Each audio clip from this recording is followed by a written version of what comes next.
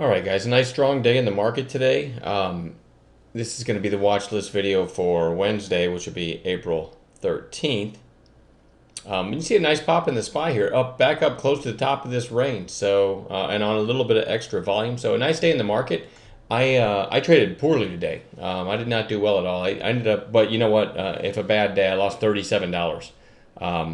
So if a bad day is a loss of $37, I know a lot of traders had a lot worse day than that, or have worse days than that when they have a bad day, as do I. So I'm not gonna whine about losing $37. You do feel a little silly sitting in front of your screens all day and then coming away with a loss. But as I tweeted earlier, as soon as Bernie Sanders is elected, I'm guaranteed 120 a day because minimum wage 15 times 8. So even if I lose, I'll be able to receive the difference between whatever I lose, and then I'll get up to 120 every day, guaranteed. So that's pretty cool. I don't know who the hell's going to pay me that, but it's still going to be cool. I'm not sure how. I'm just trusting Bernie's going to work that out for me. So looking forward to that day. I popped back into my office here after I was done trading for the day, grilled up some hamburgers and hot dogs for the family, and came back and heard a voice coming out of my office, and popped in, and one of our members / moderators, Wayne, was in the room after hours just answering trading questions. So it's a pretty cool thing about the room. It's the teamwork, and literally for an hour, Wayne kind of hung out after the close answering questions. So that's pretty cool. Anyway, let's go into the list. KNDI. I like the volume spike today, and it's got nice support below.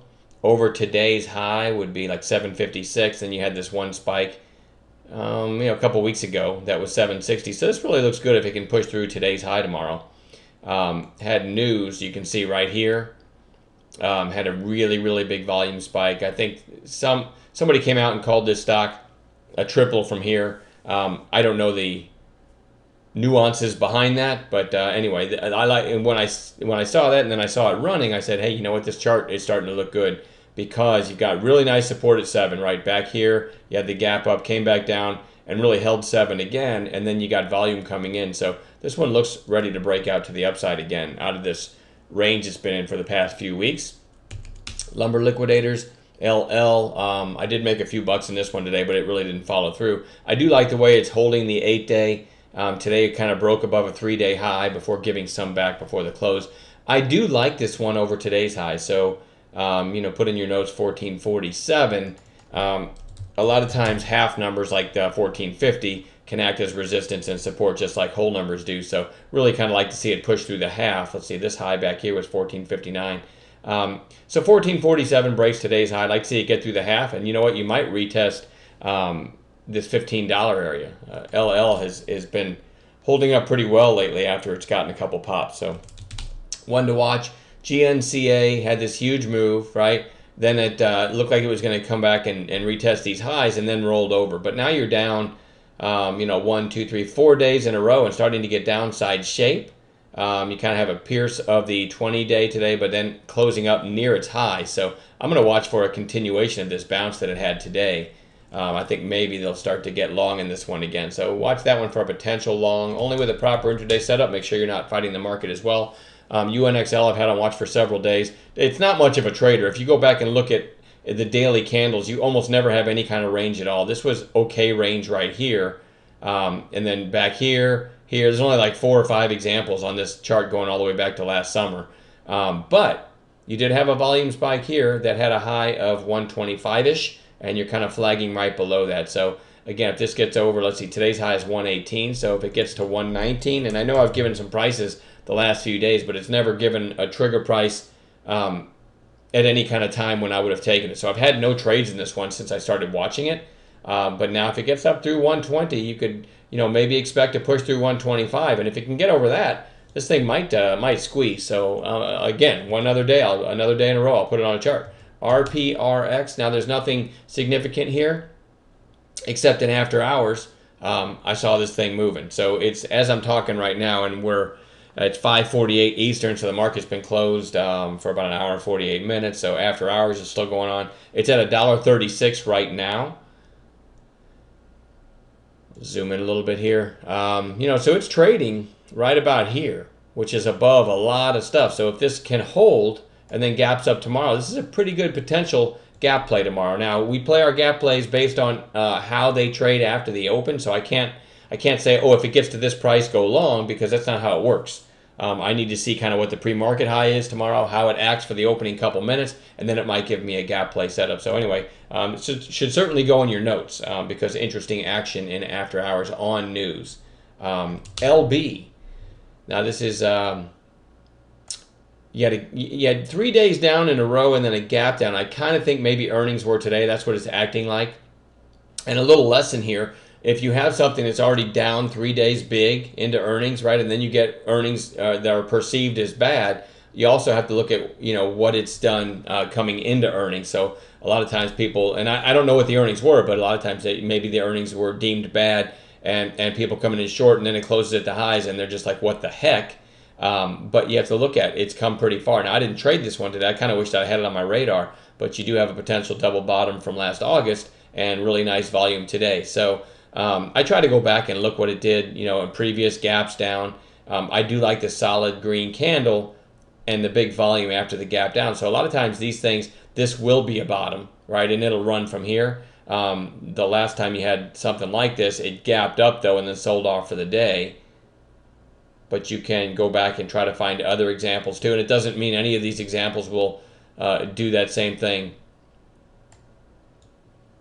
The next time you're watching. I'm trying to say, I don't really think I have another good example. I mean, you were down a few days here, then you gapped down, you had a solid, and look what it did. It gapped up again and sold off. So it's really hard to pick. You had a big bottoming tail here, and then the next day it ran pretty nicely. So it doesn't matter if you figure out a pattern. It doesn't mean that's going to happen tomorrow. But if this doesn't gap up like it did here, right? If this doesn't gap up, then you have a potential catalyst of a break of today's high. So anyway, I'm going to keep it on watch. I think maybe LB possibly bottomed today. When I say bottomed, I mean for the next little while. It doesn't mean forever, but maybe for the next several weeks or months. Who knows? And we'll have to watch it trade. But there may be a trade in this one tomorrow. And it's also LB. So that's if you're a guy trader, that's Victoria's Secret. So who wouldn't want to invest in that, right? Even though I'm not an investor, I'm a trader. Let's see, AZUR. AZUR, nice pop today out of a tight range. You had a really nice 3-day move back here from let's see, from 169 all the way to 450. That's a really big move over the course of a few days. Lower high, lower high, lower high, lower high, and nice volume. So, if it can break kind of a trend line here, you could kind of use this green line as a trend line. This one might be putting in some kind of bottom. And today's high was 143. So, how to trade it, that's tough to say. I'll be looking for maybe a red to green tomorrow, something along those lines. LEI. This one, at first glance, it looked really ugly because every time it gaps up, it closes red. But I like the fact that you're down 2 days after this last gap up, and you're near support where it bounced from last time. 30-minute candles, you can kind of see that's where it gapped up from last time. So this one does have potential. Extremely low float. Oil, there's USO, really strong today, really pushing to the upside. So a lot of times you can go to these low float, let's go back to the daily, low float oil plays, and sometimes they'll get moving. And this is a pretty good setup here because you have fallen from a high 2 days ago of 743 down to a low today. It actually hit 540. That's a pretty good 2-day sell-off near support. This one might just rip higher one of these days. And looking at 15-minute candles, or you know what, let me use 30s just to show you something I look for. Excuse me. So you had the gap up this day, but it never broke its 30-minute high. You had that yesterday, gapped up, but never broke its 30-minute high. And then today, there's the opening 30-minute candle. So a lot of times you get this, but then one of these days you'll get a break of its early high in the afternoon. Those are the most powerful setups. There's also other ways I'll play something like this if I were to get a gap down tomorrow. And there's so many hypotheticals I could give you in this video, and I can't cover, and who knows how it's going to open. If this were to gap down to 5 and push down, say open at 5 and push to 480, come back up, I'd be buying it back through 5. So there's another possible scenario. We call that a gap down bounce play setup.